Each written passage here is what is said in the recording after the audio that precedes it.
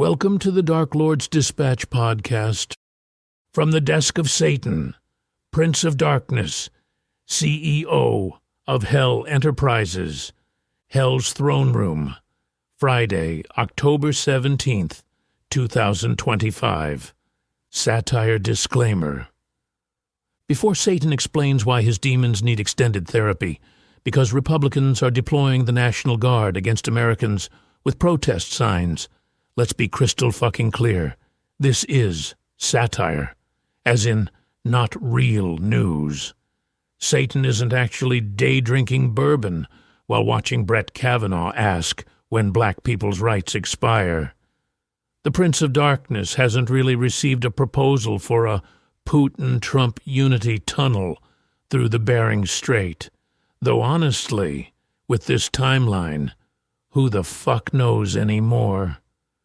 The Dark Lord's Dispatch is a work of political humor, featuring a fictional Satan, documenting real events that sound too insane to be true, but unfortunately are. Any resemblance to actual Supreme Court justices suggesting voting rights have expiration dates, presidents building vanity monuments while the government is shut down, or vice presidents defending Hitler enthusiasts is, well, fuck. That shit actually happened this week. We're just having Satan point out that prosecuting John Bolton, while Tom Homan takes FBI-recorded bribes, might suggest some selective justice issues. This is dark humor, folks. Blasphemous, profane entertainment designed to make you laugh while your president admits to authorizing CIA operations in Venezuela on live TV, like he's ordering pizza. If you can't tell the difference between our fictional hell and the actual American government, that's not our problem. That's America's. Still here? Good. Remember, the real demons aren't taking mental health days in our fictional hell. They're in the actual administration, claiming voting rights have expiration dates, prosecuting war, criminals for mean tweets, and proposing friendship tunnels to Russia while pretending to be tough on foreign adversaries.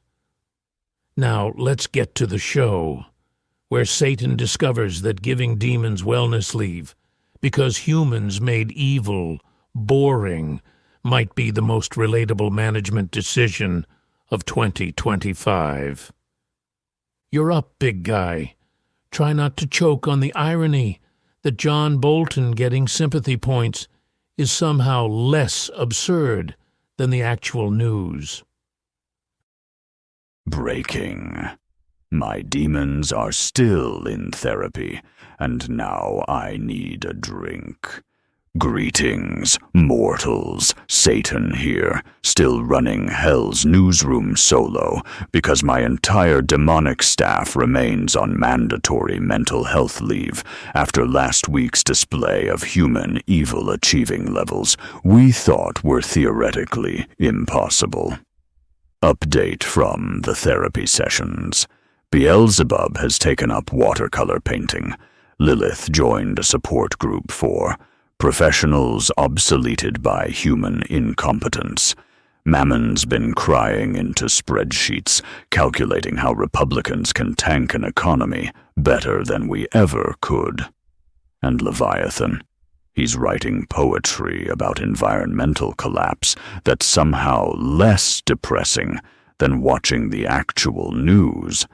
Meanwhile, I'm here watching your Supreme Court gut the Voting Rights Act, while Republicans deploy the National Guard against tomorrow's protests, like they're preparing for the fucking Battle of Normandy, instead of people with signs saying, "America has no kings." The irony is so thick, you could cut it with Stephen Miller's frozen smile after he accidentally admitted to wanting a dictatorship on live TV last week.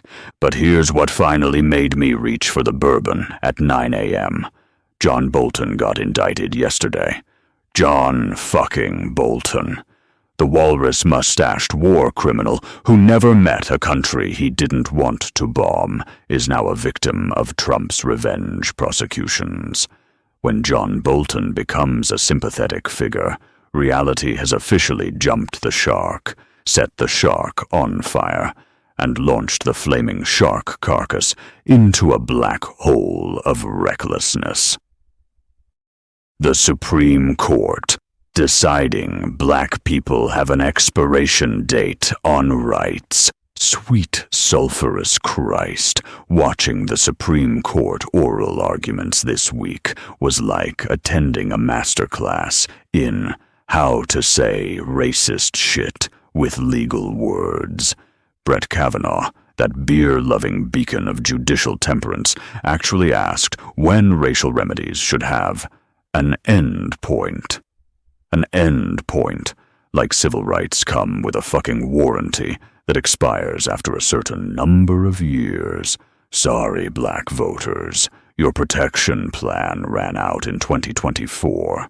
Should have gotten the extended coverage we called you about.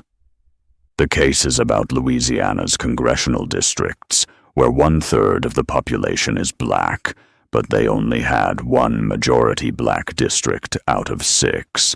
A lower court said, hey, maybe don't pack all the black voters into one district and dilute their power in the others.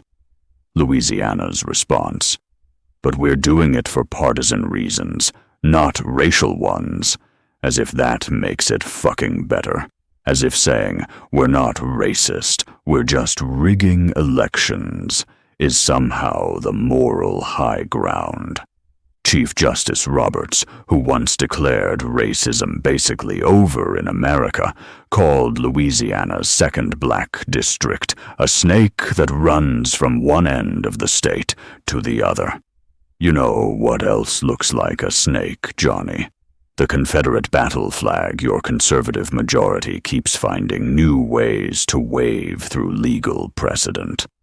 The Trump administration's position, delivered by their latest Scalia fanboy, is that states should be able to gerrymander for political objectives without worrying about those pesky voting rights. Translation: if we can't explicitly say we're fucking over black voters, we'll just call it partisan politics and achieve the same result. It's racism with extra steps and a law degree. Elena Kagan tried to point out the obvious. The race-based redistricting that you're now objecting to is redistricting designed to remedy a specific, identified, proved violation of law. But why let little things like proven discrimination get in the way of Republican power grabs? The real kicker: if they got Section 2 of the Voting Rights Act, Republicans could immediately redraw 19 more House districts in their favor. 19. That's not democracy. That's a hostile takeover with a map instead of a gun. Tomorrow's No Kings protest, when peaceful assembly becomes an act of war.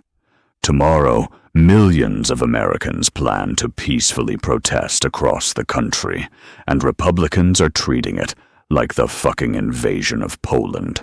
Texas Governor Greg Abbott just deployed the National Guard and state troopers to Austin, calling it an Antifa-linked demonstration without a shred of evidence for a protest against people with signs. Texas Democrats responded perfectly. Sending armed soldiers to suppress peaceful protests is what kings and dictators do, and Greg Abbott just proved he's one of them. Mike Johnson, that sanctimonious sack of hair gel masquerading as House Speaker, called the protesters the pro-Hamas wing and the Antifa people, because apparently saying America shouldn't have a king is now terrorism. The same guy who shut down the government he controls is blaming Democrats for protesting the shutdown he and Trump caused. But here's the beautiful part. The protests are getting bigger. because of the crackdowns. The June 14th No King's Day saw 5 million protesters. Tomorrow's expected to exceed that. Every National Guard deployment, every authoritarian overreach, every fascist tantrum from Republican governors is just proving the protesters' point. America is being ruled by wannabe kings who respond to criticism with military force. Stephen Miller already let the cat out of the bag when he claimed Trump has plenary authority, which is fancy lawyer speak for unlimited fucking power, like a king. Now, they're deploying troops against Americans, exercising their First Amendment rights, while claiming the protesters are the threat to democracy. The projection is so intense, it could screen IMAX movies from the moon. John Bolton's indictment: when war criminals become victims. In the latest episode of Trump's revenge tour, John Bolton got indicted on 18 counts of mishandling classified documents. This is the same John Bolton who wanted to bomb Iran on Mondays, invade North Korea on Tuesdays, and nuke Venezuela on weekends for fun. Let me be clear. John Bolton is a piece of shit. The man's foreign policy philosophy is basically, what if we solved everything with beautiful detonations? But watching him become the third Trump critic, indicted in 3 weeks, is like watching cannibals run out of tourists and start eating each other. First, it was James Comey, then Letitia James, for the heinous crime of successfully prosecuting Trump for fraud. Now, Bolton, whose crime appears to be writing mean things about Trump in his memoir. Next, they're expected to indict Adam Schiff, Christopher Wray, and Andrew Weissman. At this rate, they'll be indicting the White House janitor for not properly genuflecting when Trump waddles by. Attorney General Pam Bondi had the fucking audacity to say, there is one tier of justice for all Americans. Right. That's why Trump's border czar, Tom Homan, took $50,000 in bribes on FBI recording and is still running immigration, while Letitia James got indicted for a $19,000 mortgage technicality. One tier of justice, just like there's one tier of airline seating if you ignore first class, business class, and the cargo hold where they're shoving Trump's enemies. The pattern is so obvious even my demons spotted it from their therapy sessions. Prosecute enemies on fabricated charges while protecting allies caught committing actual crimes. It's not justice, it's a revenge fantasy with full GOP and Project 2025 support. If I ran hell this incompetently, Jesus would personally come down here to teach me how to do evil properly out of sheer professional embarrassment. Venezuela. When drug war means actual war. Trump confirmed this week that he's authorized CIA covert operations in Venezuela and is considering a ground invasion. A ground invasion of another country, because that worked so well in Iraq, Afghanistan, Libya, and every other place America decided needed some freedom bombs. The pretext: drug trafficking. The same excuse they've been using since Reagan needed to fund death squads in Nicaragua. Trump's already ordered strikes on 6 boats, killing 27 people without trial, evidence, or even bothering to check if they were actually trafficking drugs. When asked for proof, Trump essentially said, "Trust me, bro, they had drugs." But here's the truly demented part. Trump admitted on live TV the real reasons are that Venezuela emptied their prisons into the United States, no evidence provided, and drugs also no evidence provided. He's literally making up reasons for war on camera, and nobody's stopping him. They flew B-52 bombers 150 miles from Venezuelan shores this week. B-52s, the same planes that carpet-bombed Vietnam, for a drug interdiction operation. That's like bringing a flamethrower to light a fucking birthday candle. Venezuelan President Maduro, who's normally about as stable as nitroglycerin in a paint shaker, actually sounds like the reasonable one here. Our diplomacy isn't the diplomacy of cannons, of threats, because the world cannot be the world of 100 years ago. When Nicolas fucking Maduro is your voice of reason, you've lost the plot entirely. The CIA's now authorized for lethal operations in Venezuela.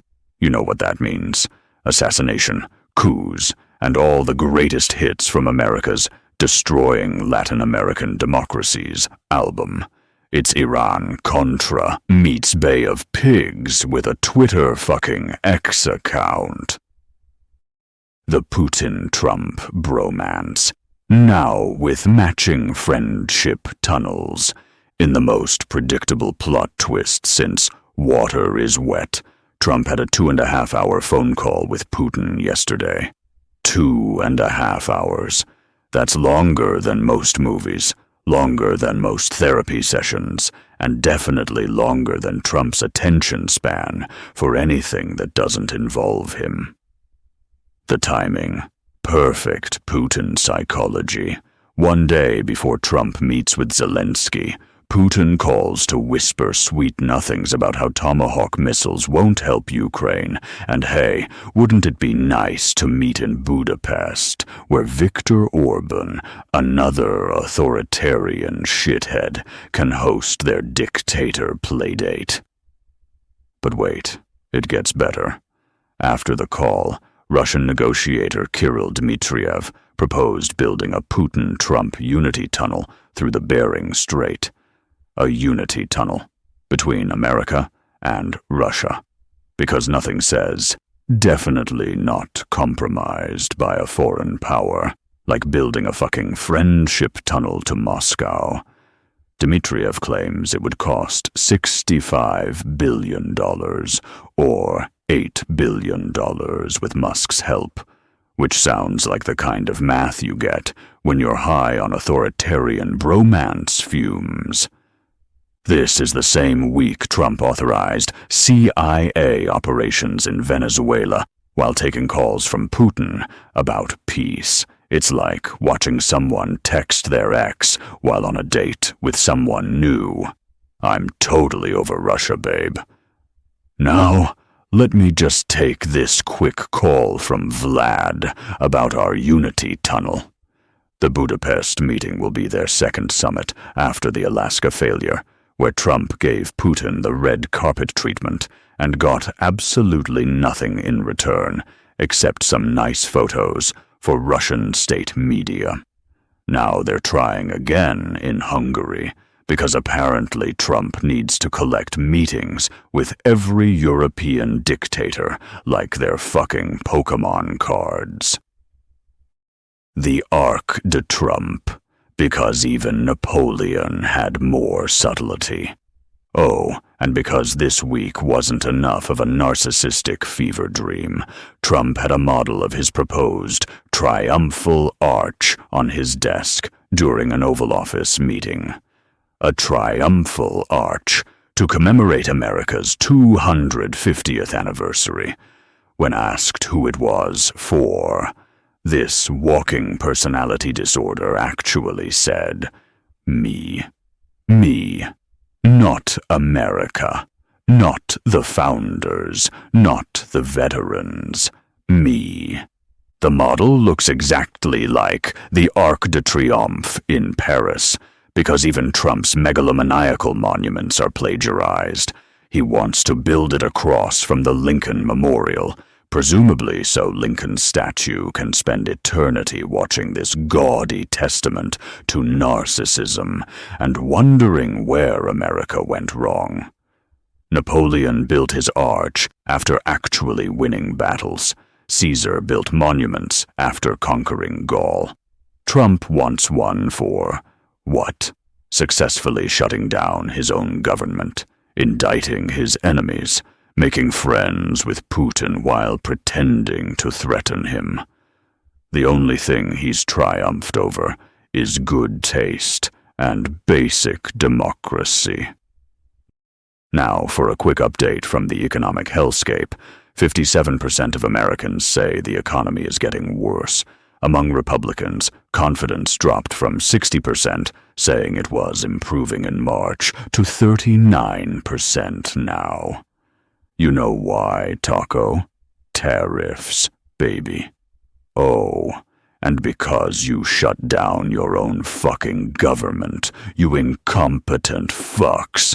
Federal workers haven't been paid in 3 weeks, but Trump's throwing lavish White House dinners, and senators are having birthday parties for their dogs. Actually, birthday parties for dogs, while TSA agents work without pay. The Republicans control the White House, House, and Senate, and they've managed to achieve something I never could in all my eons of existence. They've made people lose faith in an economy they completely control. It's like setting your own house on fire and then conducting a survey on whether people think the neighborhood is getting worse. The bottom line, when parody becomes prophecy. Look, I've been doing this evil thing since before your ancestors figured out fire. I've orchestrated plagues, started wars, invented boy bands. But what you're doing now, this authoritarian fast track where you gut voting rights on Wednesday, deploy troops against protesters on Thursday, and plan invasions on Friday, it's making my entire industry obsolete. My demons are in therapy because they can't compete with your Supreme Court saying black people's rights have expiration dates.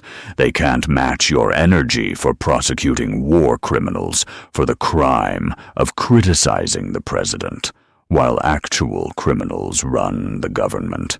They're demoralized, watching you threaten nuclear war while building friendship tunnels to dictatorships. You want to know what broke Nyarlathotep even more this week?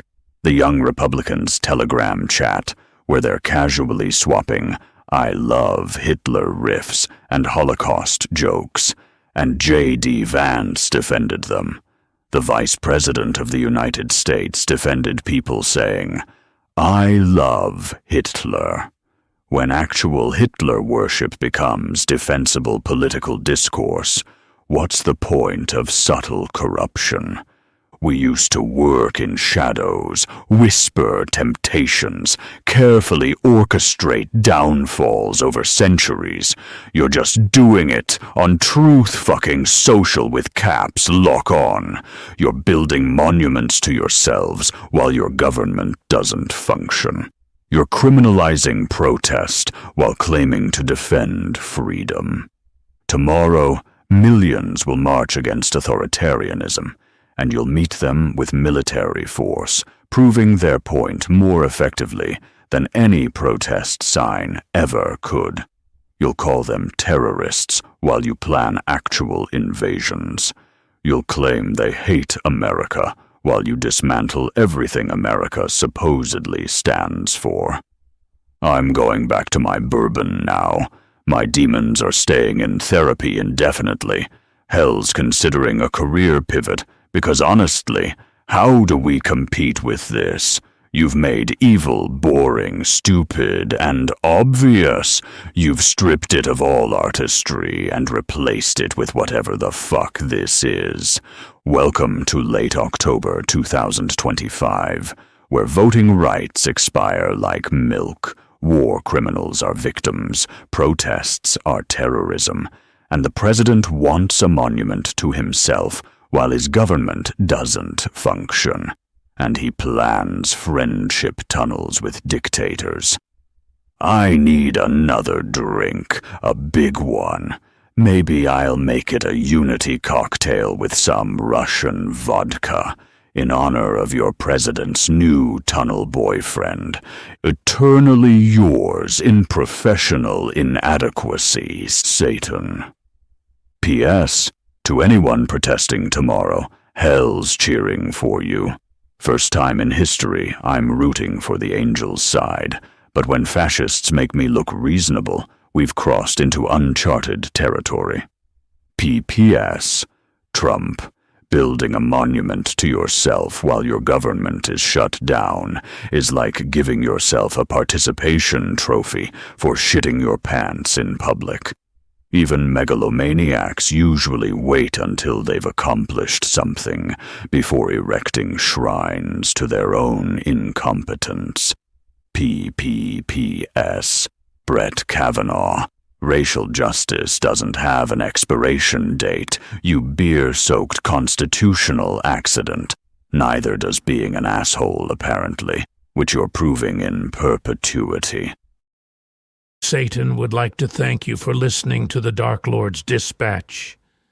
This podcast is public, so feel free to share it with other worthless souls. Now, go away.